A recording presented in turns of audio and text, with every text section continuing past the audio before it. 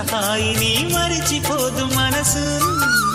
ఒదిగి ఉండి నీ వాకిటిలో బదులు కోరి నే నిలుచున్నా.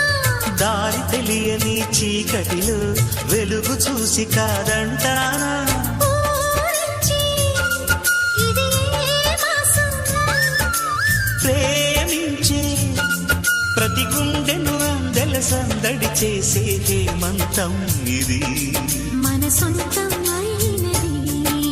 కిలకిల నవ్వే కోయిల కోసం వచ్చింది మధుమాసం.